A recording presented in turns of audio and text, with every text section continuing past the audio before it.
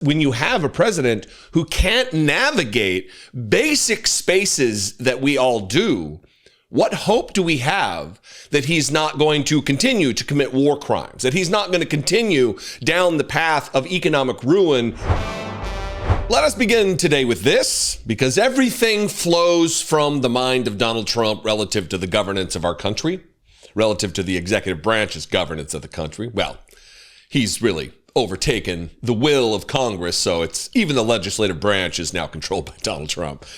But let's begin here, because if Donald Trump is suffering from early dementia or mid-level dementia or late-stage dementia, it's not quite there yet, but every decision he makes is informed by a broken brain, an addled mind, a demented soul.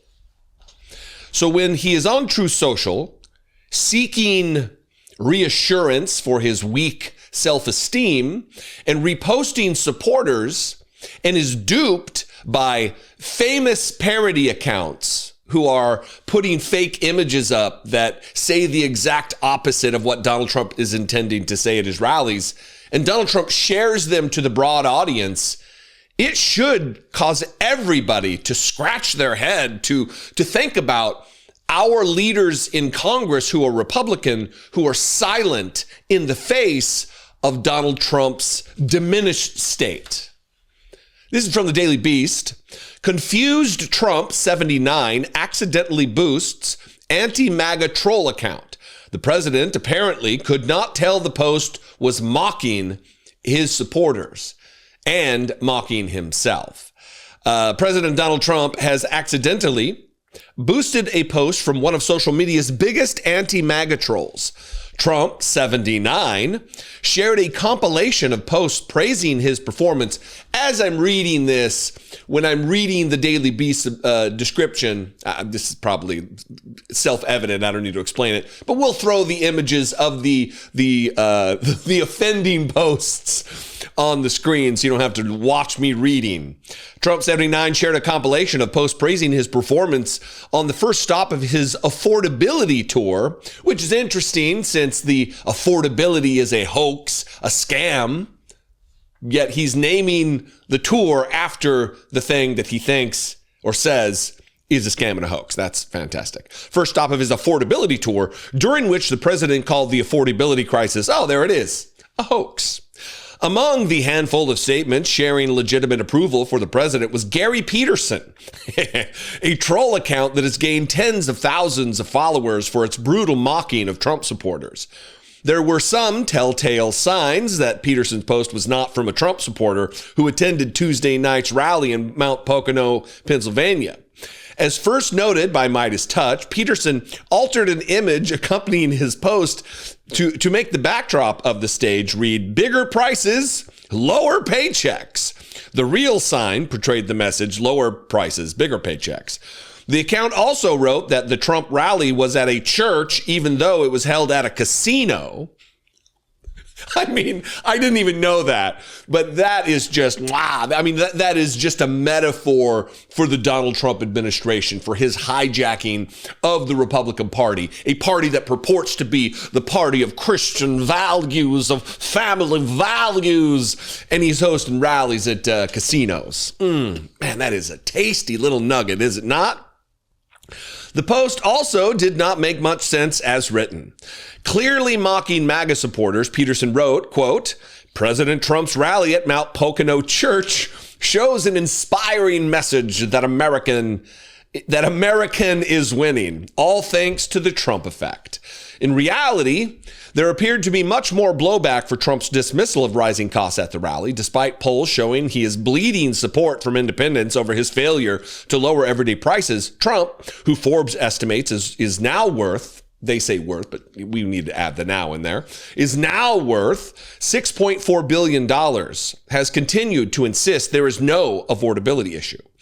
Perhaps that is why Trump and his team had to settle for a post like Peterson's to try to spin the president's weeknight rambling into a success. Spending any time on Peterson's profile, which has 64,000 followers and claims in its bio to be the account of a patriotic mall Santa, quickly reveals that it is a parody. Now, look, I don't know what's going on here.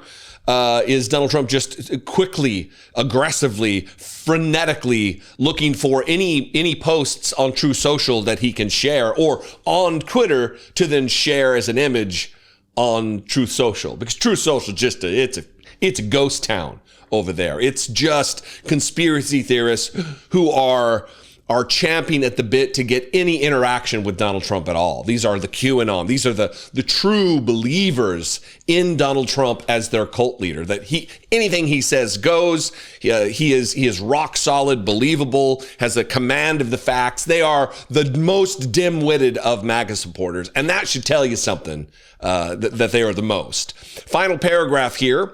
His newest post, this is Gary Peterson's newest post, his newest post on Wednesday reads, "In my mall village, no one's Christmas wish comes true until they prove their worth with a Trump gold card. Attached is an image of Santa Claus holding cards with Trump's face on them. The president's way of fast tracking permanent residence in the United States to those willing to pay $1 million. Here's another one, though. This is a funny one from him. This is the guy that Donald Trump thinks is a supporter. This is from Twitter. "My latest piece hangs proudly in our home to thank President Trump for ensuring that we mall Santas never have to face imprisonment for spreading Christmas cheer and straight riotism." Again, keep Christmas legal. And it is, of course, Trump just jacked Trump being fondled by Santa.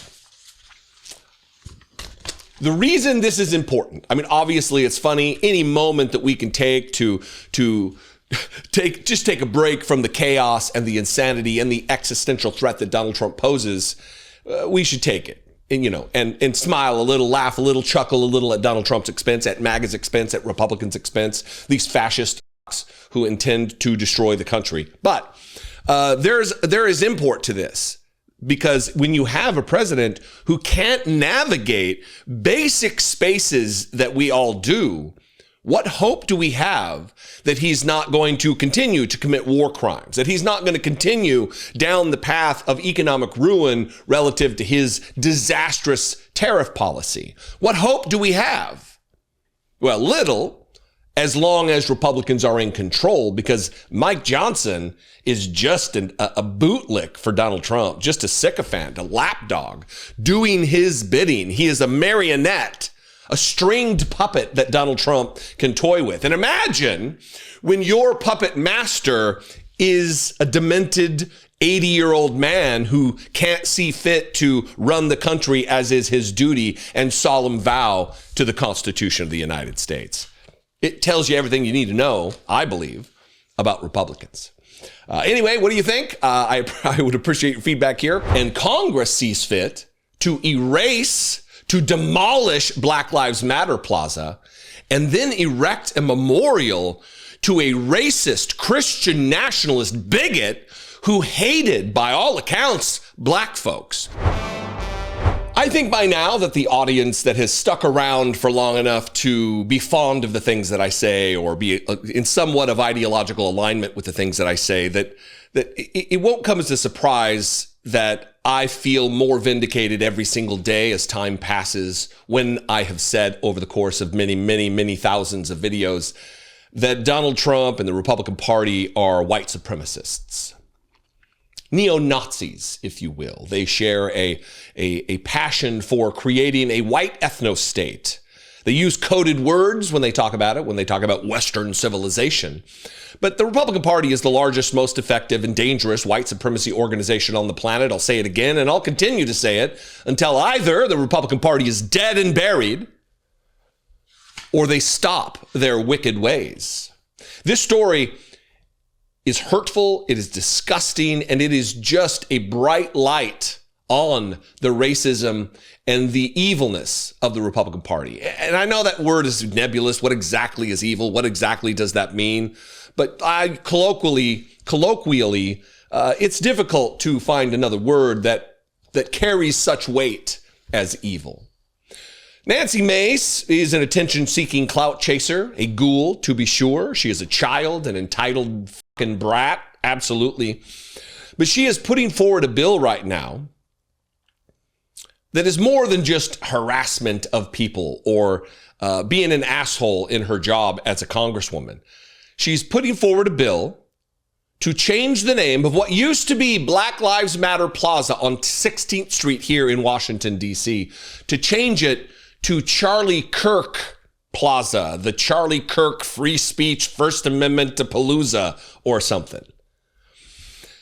The summer of 2020, you'll remember it was chaotic.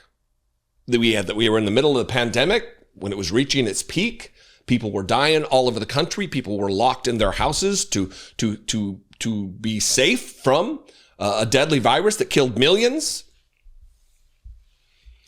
And George Floyd was murdered by Derek Chauvin, who knelt on his neck with his knee for minute after minute after minute after minute and murdered him. It was found guilty for murdering him. There was an uprising. And people, Republicans especially, they want to make this that everybody stood up because they were outraged and that George Floyd was this saint and this hero. It wasn't about George Floyd specifically. It was about the larger continuance of our history of black, especially black men in this country, being abused by police, being murdered by police. Remember the case of Philando Castile. Had a legal, registered, concealed carry permit and was gunned down in his car. There are so many, they are innumerable, the cases of unarmed black men being murdered by police and then the cops going free. So George Floyd was just kind of the straw that broke the camel's back, and people who were already just ensconced in the chaos of the moment got out there and protested. And this made Donald Trump furious. He wanted to shoot protesters in the legs. He gassed peaceful protesters right outside the White House, and 16th Street cuts the White House in half, and that is where Black Lives Matter Plaza ended up. The same spot within just a few feet of where he was gassing peaceful protesters, including media, that day. And now they want to change the name of that particular, they've already destroyed it. They've already, it's rubble. Now it's just a street. All the road signs that said Black Lives Matter Plaza have been destroyed and taken down. Thank you, Muriel Bowser, my mayor. Someone who's just capitulated to Trump, bending the knee to this fascist, praising the National Guard being here, praising the inclusion of masked secret police to kidnap our community members off the street. Worthless Democrat politician, without a doubt. But Nancy Mace, here we are. Let's get to this story here. This is from the local news, WTOP, traffic and weather together on the 8th, kind of an operation. Bill would rename former Black Lives Matter Plaza for slain conservative activist Charlie Kirk. A South Carolina Republican congresswoman wants to rename a well-known stretch of 16th Street Northwest in D.C. after slain conservative activist Charlie Kirk. Representative Nancy Mace introduced legislation Wednesday to designate the area once known as Black Lives Matter Plaza as the Charlie Kirk Freedom of Speech Plaza. The proposal comes 3 months after Kirk was killed while speaking at a free speech event at a Utah college. This is a thumb in the eye of social justice. This is a thumb in the eye. Just another assault, a rhetorical assault, a policy assault against the black population. And specifically, to drill down on it, the black population of Washington, D.C., which is almost 42% of the city. This, by many accounts, is a black city. By population, by percentage, there are more black people here than there are white people. It's like 12% Latino, 42% black. That doesn't leave a majority of whites to live here. And Congress sees fit to erase, to demolish Black Lives Matter Plaza and then erect a memorial to a racist Christian nationalist bigot who hated, by all accounts, black folks, who spoke evil and sickening demagoguery against black people. If I get on a plane and I see a black lady, oh my God, I don't want to get on the plane because who knows how she got there. It couldn't be because of her intelligence. Calling Michelle Obama stupid. And a litany, Ketanji Brown Jackson, the most qualified, capable juror on the Supreme Court. Charlie Kirk was a vile, sickening, putrid racist, a white supremacist. And because he's dead, he gets a memorial where Black Lives Matter Plaza. That's not by accident. That is by design. Nancy Mace is an attention-seeking ghoul who does not care about anybody but white people, about anybody but herself, who is coincidentally white. Mace said the change would honor Kirk's commitment to the First Amendment, calling him a champion of free speech and a voice for millions of young Americans. Her bill would require official signs to be placed in the plaza and updates made to federal maps and records. In a statement, Mace contrasted the unrest that followed George Floyd's killing in 2020 when the plaza was created, with the response to Kirk's death, saying the earlier period was marked by chaos and destruction, while Kirk's killing brought prayer, peace, and unity. Oh, you mean racists were upset by the killing of one of their fellow racists, so they prayed and were wrought with emotion over it? Yeah, not a surprise, Nance.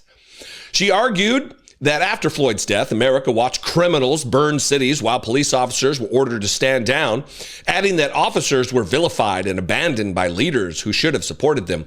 This is rich coming from the woman who just denigrated and harangued police officers and TSA agents at an airport in Charleston because she wasn't rushed through the line quickly enough. She's an entitled brat.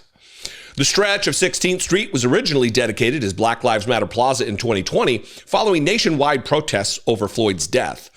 Earlier this year, the city removed the mural because the mayor is a knee-bending coward to Donald Trump, who feigns like she has the best interests of the city in mind, but has never seen a contribution from a PAC she didn't love, loves corporations gobbling up the houses in the city. She's a disaster of a leader.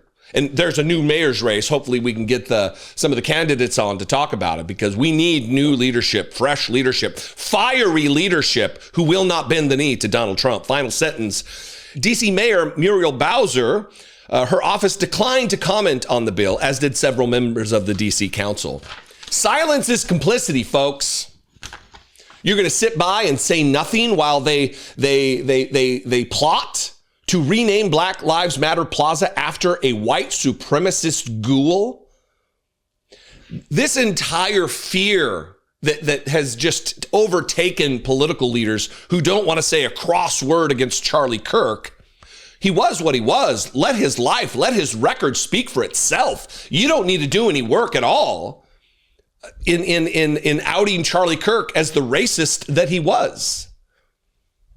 He was a sickening ghoul, a white supremacist. In an earlier age in the last century, he would have been a member of the KKK. He would have been a member of an organized, named white supremacy organization. He's just in a modern age when it's the Republican Party, not the KKK. It's not some newfangled neo-Nazi outfit. It's the Republican Party. Anyway, what do you think? I'd love to hear from you. If you live in the city, I'd really love to hear your opinion on this. This impacts you. This is your city, Washington, and I'd love to hear from you. You can call the voicemail line, 714-576-4054. You can email me, daily@dollemore.com. And of course, as always, you can just comment below. So all of this consternation, all of this chaos, all of this nonsense, in an effort to defend Donald Trump from yet another investigation of criminal wrongdoing, this time involving war crimes. Now that there's so much talk and publicity around the very likely possibility that what took place in the ocean in September, on the September 2nd, was a war crime. At the very least, it was a war crime, but, you know, it very likely will end up that we will learn the details of this. We will learn that it wasn't just a war crime, it was just murder. Pete Hegseth, murderer. Donald Trump, murderer. And it's not just me and people who are partisans on YouTube and in the media who talk about this and name this as what it is. There's a lot of conservatives out there who do too. And it's not just Americans. There are organizations internationally that are looking to possibly convict Donald Trump for these crimes when he is not in office. And the administration is trying to bear the full weight and power of the United States government against the International Criminal Court to sanction them unless they promise that they're not going to go after him when he leaves office. Lucky for us, lucky for Donald Trump in a way, he'll be dead. He's not going to live through this term. I don't think he's going to live through this next year. So he has nothing to worry about prosecution-wise. It only leads me to believe or think or wish or hope, you know, wish in one hand, shit in the other. What did LBJ say? I wish there was a hell. I wish there was a hell that Donald Trump could suffer in. But alas, I don't believe that exists. This is from Reuters. Exclusive. U.S. threatens new International Criminal Court sanctions unless court pledges not to prosecute Trump. President Donald Trump's administration wants the International Criminal Court to amend its founding document to ensure it does not investigate the Republican president and his top officials, a Trump administration official said, threatening new U.S. sanctions on the court if it did not. If the court does not act on this U.S. demand and two others, dropping investigations of Israeli leaders over the Gaza war, just as a matter of clarification, it's not the Gaza war, it's the genocide that is still being conducted against the Palestinian people by Israel, by the Israeli government and military, which is being led by the most Trumpian character other than Donald Trump on the globe. A man who is corrupt, a man who Donald Trump is trying to finagle a pardon for because of the criminal accusations against him. And some of those accusations should be genocide, the starvation of thousands and thousands of children, the murder, the targeting, the malicious intent. It's genocide. The Gaza war. Dropping investigations of Israeli leaders over the Gaza war and formally ending an earlier probe of U.S. troops over their actions in Afghanistan. Washington may penalize more ICC officials and could sanction the court itself, the official said. Sanctioning the court would significantly escalate the United States campaign against the International Criminal Court, which has long been criticized by U.S. officials, including both Republicans and Democrats, who say the court infringes on U.S. sovereignty. The Trump administration official, speaking on the condition of anonymity, said Washington has communicated its demands to ICC members, some of whom are U.S. allies, and has also made them known to the court. The U.S. is not a party to the Rome Statute that established the ICC in 2002 as a court of last resort, with the power to prosecute heads of state. We have long been the tip of the spear for war crimes around the globe. So, of course, we don't want to be party to an international criminal court or some other jurisdictional effort to hold us accountable. George W. Bush would have been tried at The Hague. Barack Obama may have had his time with his drone strikes, killing United States citizens on foreign soil, not providing due process. All things that are bad. Just because it was a guy on our team doesn't make it a good thing that he did. We need to hold our leaders accountable, whatever letter they have to have to their name, whatever ideologies they claim to protect. The demand and the threat to resume U.S. sanctions campaign toward the court have not previously been reported. ICC judges issued arrest warrants for Israeli Prime Minister Benjamin Netanyahu, for Israeli Defense Chief Yoav Gallant, and Hamas leader Ibrahim al-Masri last November for alleged war crimes and crimes against humanity during the Gaza conflict. In March 2020, Prosecutors opened an investigation into Afghanistan that included possible crimes by U.S. troops. Since 2021, the court has deprioritized looking into the role of the U.S., but it has not formally ended its probe. To force the War Tribunal to stop these charges, the United States earlier this year slapped sanctions on 9 ICC officials, including judges and prosecutors. But it has stopped short of imposing sanctions on the court as an entity, which would severely disrupt the tribunal's work. So all of this consternation, all of this chaos, all of this nonsense, in an effort to defend Donald Trump from yet another investigation of criminal wrongdoing, this time involving war crimes, involving the loss of life, involving the premeditated murder, some would say, of individuals on the high seas. And who knows what other justifications in the future Donald Trump will give them. The Supreme Court has seen fit to give Donald Trump immunity, but not the rest of the world. I hope that they stand by their guns and don't allow Donald Trump to intimidate them. This is a statement from a Trump administration official here. It's a doozy. There is growing concern that in 2029, that'll be the year Donald Trump gets out of office, the ICC will turn its attention to the president, to the vice president, to the secretary of war and others, and pursue prosecutions against them, the Trump administration official said. That is unacceptable, and we will not allow it to happen. The White House had no immediate comment to the matter. It is amazing to me how many crimes Donald Trump is accused of that he has nothing to do with. Domestic crimes, international crimes. What a weird thing to be such a righteous man that you're just followed by scandal everywhere you go.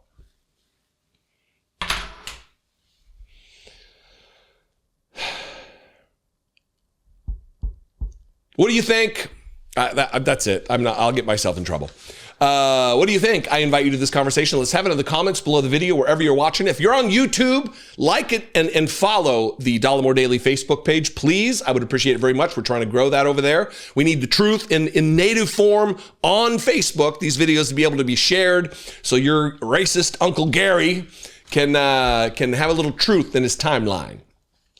You can also comment below the video on YouTube. I'd appreciate it very much. Subscribe over there as well. Because of sources and methods, what the trained eye can detect from these videos may reveal sources and methods that would imperil those troops. So let's stay on this topic of the September 2nd strike on a boat that the Donald Trump administration alleges, with no evidence, with no proof, with no due process, alleges was drug dealers. And even if it were drug dealers that were murdered on the high seas, that is a crime that should be dealt with using due process, using an investigation, using an indictment, using an arrest, using a trial, using a sentencing after a guilty verdict. That's how crimes are dealt with, not with murder. Not with extrajudicial killing on the high seas, not with utilizing the United States military to commit in wartime what would be considered a war crime. And Rick Crawford is the chairman of the House Int'l Committee, who is now lending his voice to the cacophony of morons who are attempting to give justification for why we don't need to see the video of the second strike that led to these war crime allegations. The first strike, totally fine, you can see that. But the second strike, that is actually the controversial one, the more controversial, they're both controversial because both need there's no due process for any of this. It's just extrajudicial killing. But when there are wounded individuals clinging to life on the fiery wreckage of a ship, you don't get to just shoot them, even if it was war, but it's not. And Rick Crawford is giving asshole justifications for why the second strike video, we can't release it. It would endanger national security. The first strike didn't endanger national security. Whoa, that second one would. Watch dipshit, who is the Republican Party sees fit to put him in a very important position as the chairman of the House Intelligence Committee.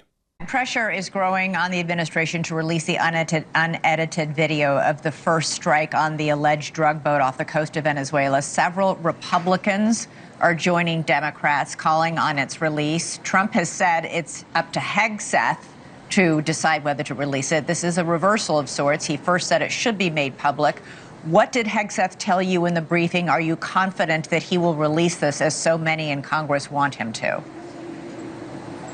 Well, I think what we have to do is understand first, I don't think we should release the unedited video. And that is to say that, look, there are some sources and methods that, well, because I'm going to explain that. Because of sources and methods, what the trained eye can detect from these videos may reveal sources and methods that would imperil those troops that are undertaking this action. So they have to make sure that what they do release passes the standards of classification review that don't reveal sources and methods that could imperil those actions and those individuals carrying out those orders. Okay. So can we produce a video and release that to folks that satisfy their curiosity about the legality of those strikes? Probably so, but it's not going to happen overnight without a thorough review that protects sources and methods. Sources and methods, that's what they always say. That's their catch-all. That's their go-to. Sources and methods, sources and methods. A trained eye would be able to see the sources and methods. We don't want that. Apparently, those same sources and methods weren't used in the first strike video that was released publicly when Donald Trump and Pete Hegseth wanted to promote their activities, when they wanted some clout chasing and some attention seeking and to thump their chests as the brave, bold warriors that they are. No sources and methods in that one, right? Only in the second strike would there be sources and methods. The real reason is they don't want the horrors of what they have done to be known to the American people and to the world. So the aforementioned International Criminal Court would have justification to try Donald Trump as a war criminal, and the world could see him hanged for his crimes. What a sight that would be. Huh? Wouldn't it? Anyway, Ruben Gallego, former, also fellow United States Marine, brother in arms, a middle-of-the-road Democrat, if there ever was one. This guy's not some fiery leftist. He's not some radical left lunatic that Donald Trump would say. He says problematic shit all the time. He is very much middle of the road. He's one of these guys that wants to see masculinity come back to the Democratic Party. He's a dum-dum in many, many ways. But he knows combat. He knows military regulation. He understands intelligence gathering. He has some subject matter expertise in this. And that's why I want to play this clip from him with Jen Psaki on MS Now yesterday, because it brings to light exactly what the hypocrisy of his Republican colleagues are, what it is.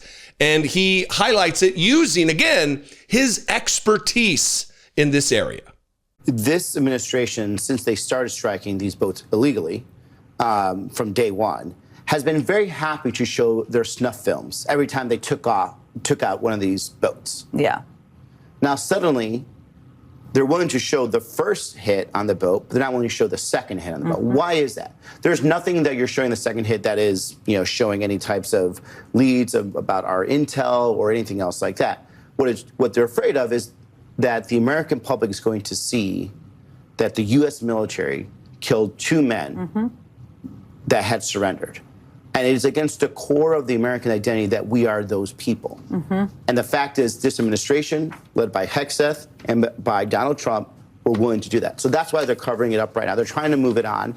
And the fact that, our, Republican colleagues were at first showing some level of courage, I think for them, they knew they were always going to give. They just wanted to show that they were at least a little independent. But at the end of the day, they were always going to hide this because they are not willing to stand up to this administration. But the moment this video comes out, the American public is going to be disgusted because that's not what America is. I agree. It's not a rare moment for me to agree with Ruben Gallego, but he's correct. The administration did their media publicity tour, declassifying these images because it looks cinematic. It looks like a video game. It looks like what all of the children who play Call of Duty that they see. It looks like that. They feel like badasses, like this is some kind of a Mission Impossible situation.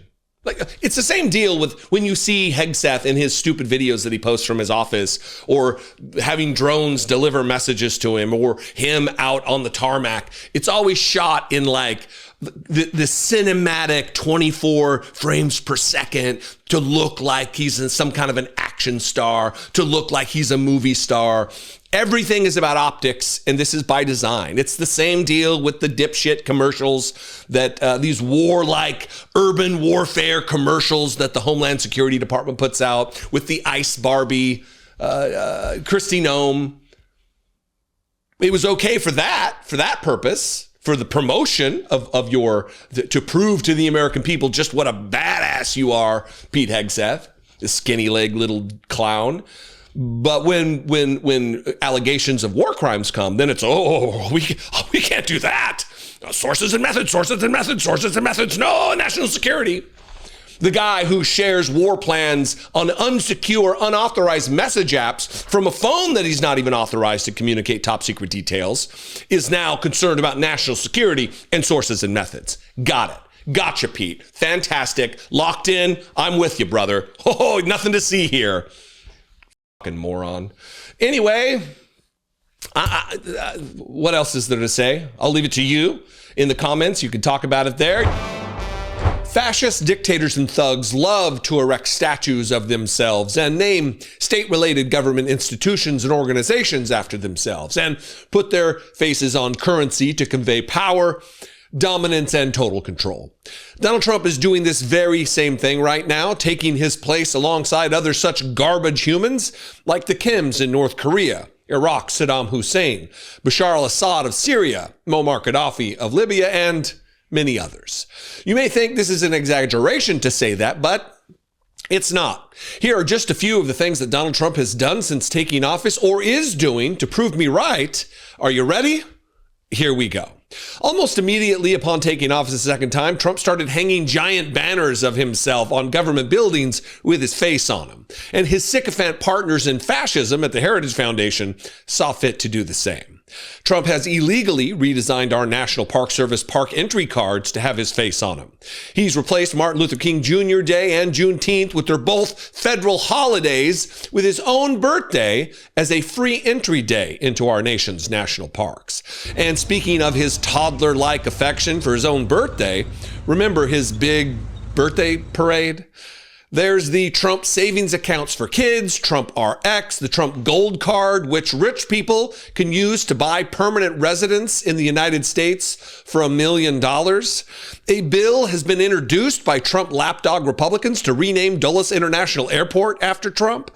He's renamed the Institute of Peace the Donald J. Trump Institute of Peace, even as war crimes allegations swirl around him and Pete Hegseth. He wants the new Washington Commanders NFL stadium named after himself. He wants to rename the Kennedy Center after himself. And there's a move afoot to illegally engrave his heavily make-up face onto our American currency. One of these things listed, I guess, could be explained away. But this list, taken together in its entirety, should paint a picture of an unwell dipshit who yearns to be our king, our dictator, our dear leader. I was simply on my lunch break. I literally went downstairs from my building. I wasn't even outside for mere seconds before I seen a masked person running at me full speed. He tackled me, pushed me inside the restaurant, like as you can see in the video. I told him I'm a U.S. citizen, what is going on? He didn't seem to care. I think this is gonna have to be a new regular segment on the show. The other day, a couple months ago, when the Supreme Court heard that the case that Donald Trump brought to them about whether or not they're able to detain and harass and arrest and question people without due process, the Supreme Court ruled, and Brett Kavanaugh talked about it, that U.S. citizens, they won't have anything to worry about. Police are going to do their jobs professionally. And yeah, they can stop you and ask you a couple questions if you're brown, if you're speaking Spanish, or if your accent isn't quite like Brett Kavanaugh's, or mine for that matter. If you speak with a Mexican accent, a Mexican twang to your Spanish or a Guatemalan affect to your Spanish, they can stop you and they can detain you, citizen or not. It won't be that much of an inconvenience. And then the other day, Tom Homan was on CNN with Dana Bash, I believe, and he said the same thing. If you're a U.S. citizen, this is the quote, if you're a U.S. citizen, you have nothing to fear. With the new ICE raids in Minnesota, they are sparking widespread fear and uncertainty among people in the Somali community in the Twin Cities. Now, that Somali community in Minnesota is about 80,000 people. The vast majority are U.S. citizens or legal residents. So what is the reason for sending ICE there? Well, look, we also know there's a large illegal Somali community there. There's illegal alien community, large illegal alien community there. You know, if you're a U.S. citizen, you know, you have nothing to fear. And that brings us to what I want to be a regular segment on the show. Well, you're going to get used to that clip. If you're a U.S. citizen, you have nothing to fear, unless, of course, you're brown. Unless, of course, you're black. Unless, of course, you're from a marginalized group that is now being targeted by Donald Trump and the white supremacy motivations of the Republican Party. Here is a United States military veteran testifying before Congress, talking about the abuse that he suffered. A United States citizen, combat veteran, was abused by ICE, who has no jurisdiction to arrest American citizens. It's the immigration's secret police of Donald Trump. Watch this. I identified myself as a U.S. citizen and a veteran, but that didn't matter. Agents smashed my window, sprayed tear gas and pepper spray into my car, dragged me out. I was choking on gas, unable to breathe, while officers shouted conflicting commands. Even after I complied, I was taken to a detention center and held for 3 days without charges. No phone call, no lawyer, no medical care, even though my skin burned from the chemicals. My family had no idea where I was. I was released without explanation and without a single charge. Tom Homan, if you're a U.S. citizen, you have nothing to fear except for incarceration, illegal incarceration. No phone call, no legal counsel, no medical care. Those are things to fear, are they not? The usurpation of constitutional rights? Mushmouth dildo with ears, Tom Homan? Huh? If you're a U.S. citizen, you know, you have nothing to fear. And it's not just our Spanish-speaking brothers and sisters. It's now the new target of the administration are Somali Americans. But, you know, if you listen to Tom Homan, if you're a U.S. citizen, you have nothing to fear unless you're on your lunch break and you get assaulted, tackled, imprisoned for doing nothing other than eating your lunch and being Somali American. I was simply on my lunch break. I literally went downstairs from my building. I wasn't even outside for mere seconds before I seen a masked person running at me full speed. He tackled me, pushed me inside the restaurant, like as you can see in the video. I told him I'm a U.S. citizen, what is going on? He didn't seem to care. He dragged me outside through the snow while I was handcuffed, restrained, helpless, and he pushed me to the ground and he put me in a chokehold. That was very uncalled for. I thought I got really hurt. And after that, they put me inside the vehicle. And they asked me, we have to verify if you're a U.S. citizen because I believe you're an illegal citizen because you ran from me. But as you can see in the videos that will be released, I'm simply just standing still. I asked them, okay, they said, let me take a picture of you to scan your face to see if you're a U.S. citizen. I declined because how will a picture prove I'm a U.S. citizen? I told them I have my passport. It's in my phone. Can I open it and show you? He declined. I told him, can I give you my name and my date of birth? He declined. So he took me on the other side of Cedar, and they kept me there for 45 minutes. He was bum rushed. He was tackled. He was shackled. He was transported to a detention center, an ICE, an immigration detention center, a United States citizen. Where are all the MAGA assholes who watch my videos on the regular, what are they going to say about the specialness of being an American? These people who act like it is something sacred and honorable and special. Is his citizenship, Mobashir, is his citizenship not special? Does the specialness of your citizenship begin to diminish the greater level of melanin you have in your skin tone? Is that it? The darker your skin, the less special your citizenship, according to Tom Homan and the ghouls in the Republican Party, the Stephen Millers, the Donald Trumps, the what's the little munchkin, Greg Bovino. Is that what it is? Seems like that's what it is. Anyway, I'm going to go. I'll leave you with that. Let me know. Let's do this. This is a little bit of a manipulation. Every time a YouTuber's like, oh, tell me in the comments. It sure is trying to get engagement. But I would like to know if you would like to see this as a regular segment, because these things are happening all the time. And Americans, I want to give you the ammunition to be able to share a video with people on your timeline on Facebook or on Twitter or whatever you are on social media, to have the evidence of the things that the Donald Trump administration is saying are lies. Because if you're a United States citizen, you do have something to fear. Maybe not if you're me walking the streets of Washington, D.C. They avoid me when I give them the crook eye, or when I get in their face and tell them what I think. Nothing happens to me. They're not arresting me. They're not tackling me. They're not shackling me and transporting me to a detention center. But I'm white. I'm pink white. If you're a combat veteran who's Latin, if you're a Somali, have a Somali ethnicity, you do have something to fear. Anyway, I'm going to start rambling again. I love and appreciate you very much. I'd love to hear from you, please. Well, and you talk about 15 years of Obamacare, but that also means Republicans have had 15 years to come up with a solution and have not yet done so. Obamacare was done with just Democrat votes. Republicans have had multiple solutions out there. Every time a healthcare debate rises in the American collective consciousness, when they're getting ready to repeal the healthcare that's already broken that we have as it is, the Republican Party trots out their medical professionals who happen to be congressmen and senators. They trot out the guys who are doctors as though that is an expertise about the healthcare system at large. And the problem with it is they always roll out the dipshits who have wacky ideas about stuff. The Roger Marshalls from Kansas and the Rand Pauls from Kentucky.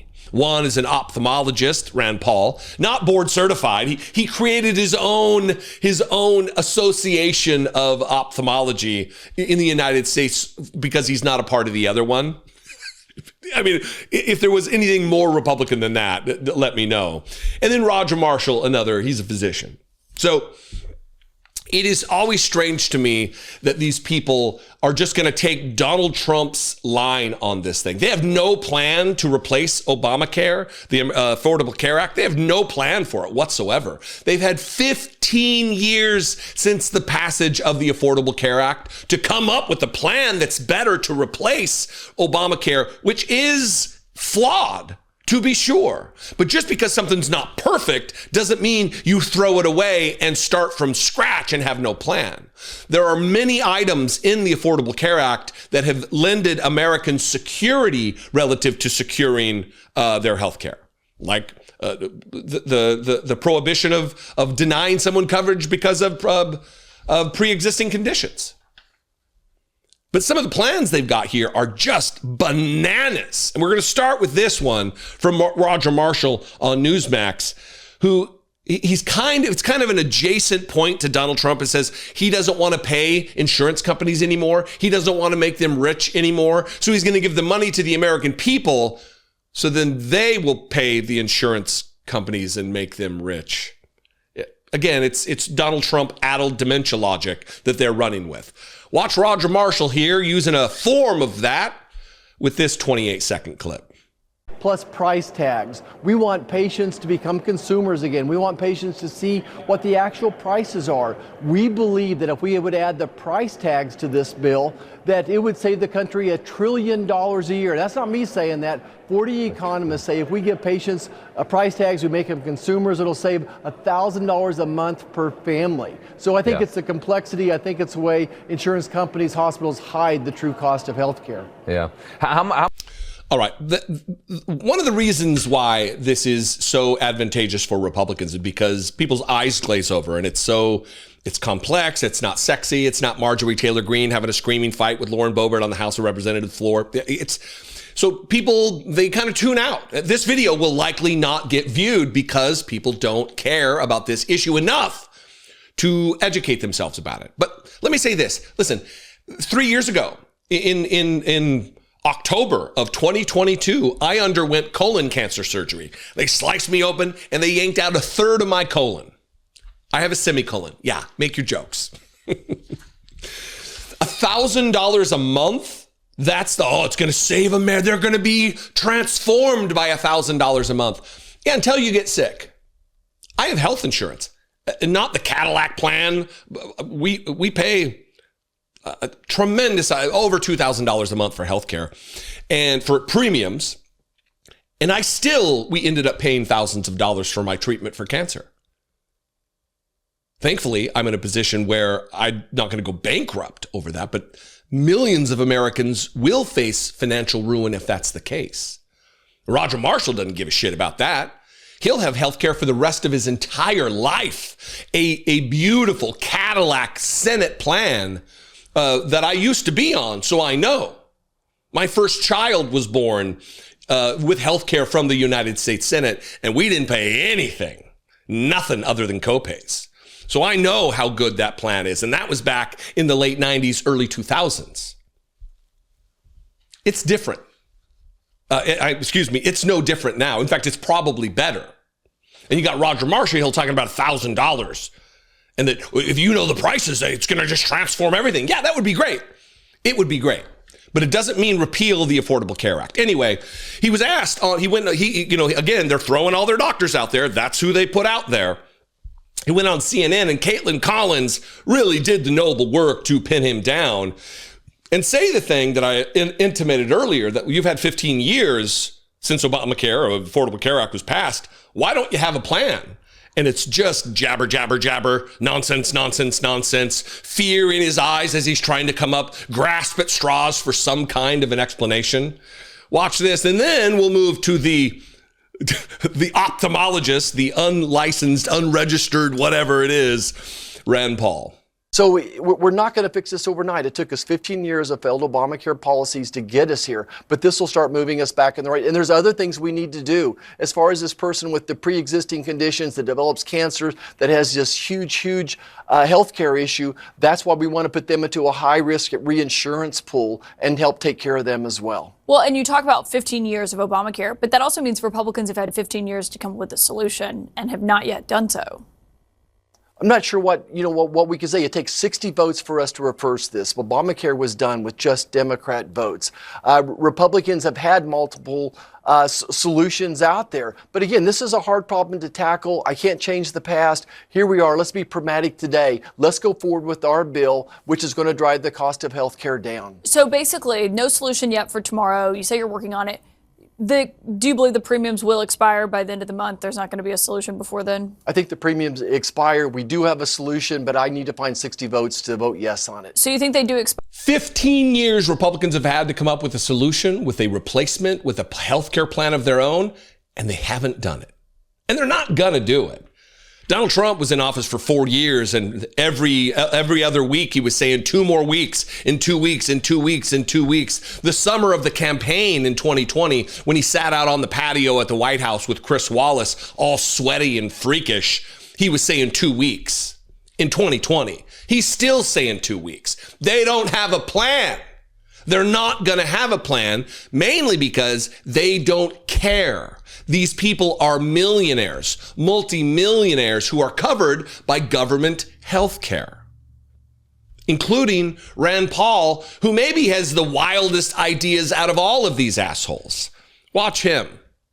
Basically, I legalized the ability to buy insurance across state lines through a co-op. Right. So if people want to join Costco, and 44 million people are members of Costco, one person negotiates for them, and they get one enormous group plan. They become the largest group plan in America. They will have more leverage to bring down prices than the biggest businesses in America. And all it takes is legalizing, letting it happen. The second thing my plan would do is let everybody have a health savings account. I don't think it's fair that only 10% of us have a health savings account.